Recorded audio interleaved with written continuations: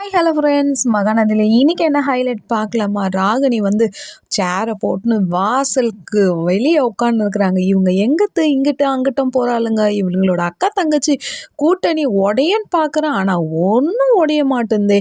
இவ கவலையில் இருப்பான்ட்டு பார்த்தா அவங்க அக்கா கூட எங்கேயோ போகிறாளே. இதில் வேற விஜய் வேற காரில் வேற குடும்பத்தையே வேற இட்டுன்னு போகிறாரே. இவளுங்க எங்கே போவாளுங்கன்ட்டு ராகினி வந்து அப்படியே யோசிச்சுன்னு இருக்குங்க.